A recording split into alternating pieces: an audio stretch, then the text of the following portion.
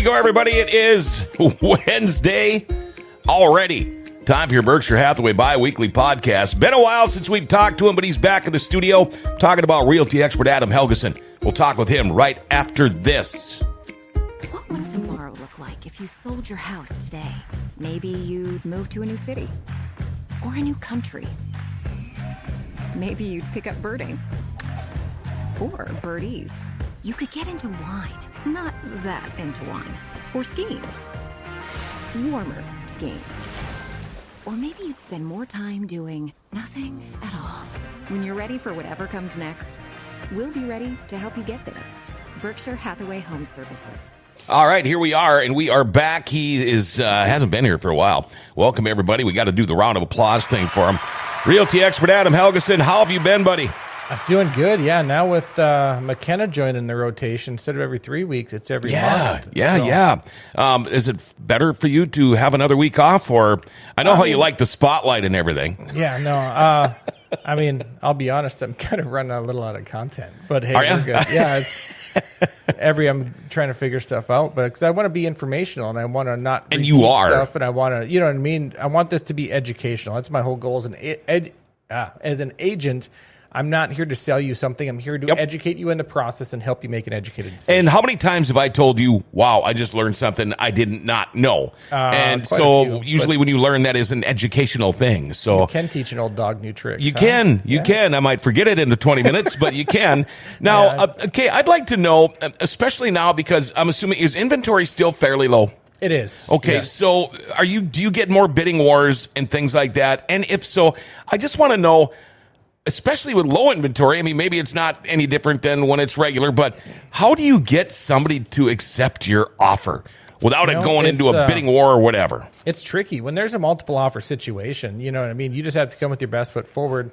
And, of course, you have no clue what the other offer is. Sure. Oh, okay. So that's all, hidden. Okay. Yeah. So, you know, you just have to have that heart-to-heart with your client and say, okay, is this the one, right? Is this the one you cannot live without, or could something better come tomorrow, right? How strong do we want to be? But if they're like, hey, this is the one, right? We want this house. You got to be strong from the start. So you always want to start maybe a little above asking price. Sure. Okay. Right? There's different tips you can do as far as, like, one is an escalation clause. So if you ever went on like an auction site or eBay, and you put in your bid, but then you can put in your max bid, right? Mm-hmm. So if someone comes in higher, yours automatically jumps up.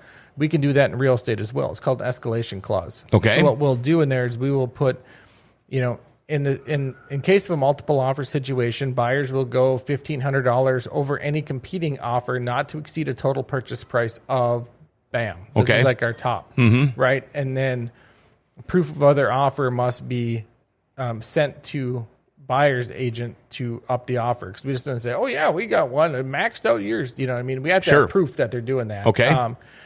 So that's one way. Increase your earnest money. A lot of people don't put enough faith in earnest money. You know what I mean? Like I have sellers accept offers of mine with $500 earnest money. Wow. I'm like, for those of you that don't know what earnest money is, it's a good faith deposit. So you're not going to back out and just go to a different house. Is $500 low? Yeah. Okay. In the big scheme of things, when you're buying a $300,000 that's house, not much. If a better house comes on for a better deal, what the hell's $500 in the big scheme of things, right? Okay. So, if you're really want that house, throw a bigger chunk of earnest money down. I mean, even though we do make it contingent on a home inspection, appraisal, and financing, so if any of those three fall apart, you can get your earnest money back. Right. But it's just saying you're going to stop looking and you want that house. A good one is be flexible at the closing date. Some people are like, I can't move for 3 months, right? So buyers, unless they're in a deadline, right? If you kind of work with the sellers on the closing date, that can really help your offer as well. Sure. Now, as far as the contingencies and stuff, of course, the fewer you have, the better, right? So if you waive the sale of your house, like if you have a house to sell and it's contingent. You know what I mean? Like you can't buy this next house unless you're unless you sell for yep. With the market the way it is, right? You can take a gamble and not make it contingent and just pray to Sister Mary that house sells prior to close. You know what I mean? Right. Yeah. You're taking a gamble. Sure. You are, but it depends upon the market. Certain houses are going really quick, right? Mm-hmm. And pricing it accordingly to make sure. I don't really recommend that. Right.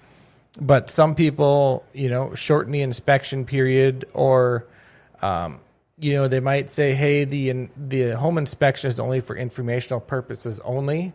So you can request to have a home inspection, but not make it contingent on the home inspection. Oh, sure. Okay. Right? Okay. So, at least you have a list of what needs to be done. Exactly. It might not have to be done, but it does eventually. Correct. Okay. Or even waive the home inspection. Like my mother-in-law, I just helped her buy one of those assisted living places right behind Edgewood on the south end of town. Oh, sure. Yep. And, I mean, they're 2 years old. Mm-hmm. So they're brand new. I'm handy, and I'm like, you know what? Let's waive the home inspection. But now the dishwasher wasn't the best, so I just bought her a new dishwasher and installed that the other day. And then I noticed the kitchen sink water pressure is really low. Mm-hmm. So either I'm going to have to get her a new faucet, or I don't know if those have a cartridge in it or not. Probably do. Yeah, okay. So, I mean, little things, but sure. we can get her fixed. Yep. So it just depends upon how handy you are. Financing contingencies too. If you don't make it contingent on financing, if you can put a big down payment on or that type of stuff, or if you talk with your lender and you put in a big enough down payment on, they don't care about appraisal. Because all an appraisal is the bank's way of covering their ass to make sure they're not overlending on that house. Right. So, I mean, there's different things as far as in the contract conditions. Now, as far as creativeness goes, I've seen people do like personal letters. Now, that is kind of frowned upon just because of fair housing. Okay. Right. Oh, sure. Because people can be like, oh, you picked this white couple with kids to buy your house instead of, this other couple or whatever. Mm-hmm. So, I mean, some people still do them. And all you're trying to do is get your foot in the door with a nice little letter. Exactly. Sure. Right? Because some people, they have a connection with that house, and they would love to see Right. Just think you're doing good. They raised their family in that house, and they would love to see another part of their life for how much of their life. Yep, and they would love to see another young family come in instead of an investor. Because I've had clients that say, "Hey, if it's an investor, I'm charging an extra 20%." Right. You know what I mean? Just because they're we don't want my house to be a rental. Exactly. Okay. So, but personal letters are out there, but you just have to be very mindful of the fair housing guidelines. Wow. I've seen people try and cover the seller's closing costs. Some people want to, they're like, well, I don't want to pay. I don't want to pay closing costs. I want the seller to pay for mine. But in a multiple offer, why don't you cover the sellers? Yeah. You know what I mean? Now, I don't know if you'd want to cover the agent fees and all of that. Right. But if that's what it takes. Yeah, that could be spendy. But Yeah.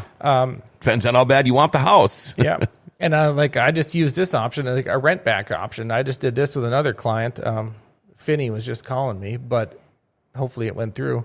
But the seller, he didn't have to move, but he wanted once we had the clear to close, right? Like everything was complete. He wanted another 3 weeks to move out because he said, I'm not lifting a finger or packing a box till I know we have a clear to close. Okay. Right? Well, that made me nervous. I'm like, okay, so then we're going to wait another 3 weeks of just piddling around. Yeah, right. So I was like, hey, how about this? How about we close on our closing date like we decided, and then we'll rent you back the house for 3 weeks, right? So everything will be closed and be done, right? You're moving. Yep. Then we'll give you 3 weeks to move out. Yep. Right? So giving him that rent back option really made him feel a lot more comfortable with it. Sure. So, you do have to get pretty creative with this stuff, don't you? Yeah. Also with your pre-approval. So there's the pre-approval, which is good, but you can also have the bank send your stuff through full underwriting. So it's a more in-depth, this guy's, it's not pre-approval. This guy's approved 100%. Okay. Oh, sure. Okay. It's you don't worry about him. Yeah. Okay. So that helps too. proof of funds. If you're doing a large down payment, just get a letter from the bank saying, yes, he does have proof of funds. Yeah, to really see some of these, I know of a guy that was selling a house here a couple of years ago. I don't think he sold it, but you had to have a letter from the bank actually saying, you can't even look at it unless you have the letter from the bank. So that's different than pre-approval. That'd be the pre-approval. Okay. That'd be the pre-approval. And, since COVID, a lot of people won't even show their house or let you look at it unless you have a pre-approval. It's sure. Why am I going to let someone that's not even qualified go snoop around my house and whatever? Somebody spending the day checking out strangers' houses. Yeah. Could be one of those unique people. Yeah.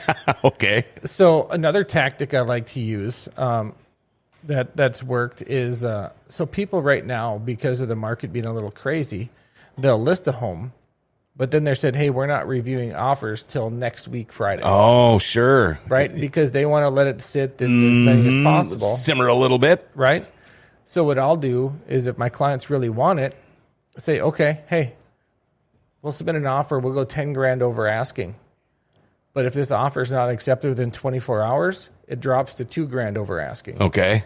Right? Sure. So that lets them think, going, damn, we have an offer 10 grand over asking. Yeah. What are the chances we're going to get a better one? And if we don't accept this within 24 hours, we're going to lose 8 grand. Okay. Yeah. Right? So that puts it on the sellers. Like, hey, you can wait if you want to. Sure. But you're going to lose that on 8 grand. Yeah. You're taking a gamble. So a bird in the hand is better than 2 in the bush. Oh, yeah. Kind of scenario, right? Perfect. Yeah. Right. So it kind of puts it back on them. So there's different plays that you can do to kind of get the seller to rethink, their negotiations. And two, just being, with the offers on the seller side, just being strong. Yeah. I had a situation here where they tried to, the agent begged me to take their offer, right? Because their buyer really needed a place. Mm-hmm. So it ended up being the best offer. So we took it. And then when it came to the home inspection, they tried to nickel and dime us wanting it was probably 18 grand worth of repairs. Oh, wow. And I'm like, no. Then they said, well, would they at least do a 10 grand price reduction? I said, no. Then they're like, would they be willing to do any type of price reduction? And I waited a little bit thinking about it. I'm like, no. The seller doesn't feel that it's warranted. Mm-hmm. And we do have a backup offer that we are willing to accept if your client does not want it. Sure. Which we did. We had a backup offer ready, right? Mm-hmm. So that kind of put it in perspective. And they're like, okay, we'll accept it as is. Yeah. I'm like, oops. Yeah. I'm like, they have a plan B and C and D. you have to advocate for your clients. Is the biggest thing. And two, for the VA clients out there, it is imperative to have a agent that knows the VA and has or can highlight the strengths of a VA loan, right? A lot of people look at VA loans as, oh no, right? They're going to nitpick my house. No. Oh, it's a zero down home loan. They don't have any money, right? Is what the sellers think. Well, you have to be able to emphasize that VA loans are very strong. Sure they are. The approval rate, right? Mm-hmm. And I just got one accepted the other day, and it was like, we knew there was some flaking paint and stuff. Mm-hmm. And right in the other conditions, I put buyers will fix any repairs required to qualify for VA financing. Yeah. You know what I mean? So, when I put buyers, I meant me. Sure. Yeah. But I'll go over there and paint some damn windows to make the appraiser happy. You know what I mean? Stuff like that. So you have to know what you're looking for. So work with a VA savvy agent. You know what I mean? Sellers feel more confident when they know the agent understands the VA process. Sure. Sure. So it's just, there's so many different tips and tricks to, getting that offer accepted and doing what's best for your client, but also putting them in check. I had buyers who wanted to offer on this house. I'm like, dude, this house is like 20 grand overpriced. Yeah, I've been doing this for a while now. I know what I'm talking about. I am a realty expert. I'm like, you can. I know you love this house. You've got that much money, I guess. But, one thing that you said, Adam, and I think you nailed it on the head, you have to advocate for your clients. 100%. Yeah. through the whole real estate process between the lender, the title, everyone, right, that you talk to in the real estate process, your realtor you choose is the only one that has a fiduciary duty to look out for your best interest. Absolutely. So and you choose wisely. Right. That's all I say is choose wisely. Well, if they are going to wisely choose, how do they wisely choose realty expert Adam Helgeson? Well, I mean, you can call and interview me and talk first. I don't expect anyone just to jump on the bandwagon, but my cell number is 701-317-1750. And if you want to know more about me, check out my website, homesbyhelgeson.com. And you don't mind if somebody calls and says, hey, I want to interview you for a couple of minutes? Absolutely not. I love talking to people. All right, man. Great seeing you again. Yes. See you Man, Friday. Don't get to see you enough. All right, we will see you Friday. There you go. That's your Berkshire Hathaway bi-weekly podcast, your Wednesday edition with realty expert Adam Helgeson. And again, until Friday, have yourself a great week.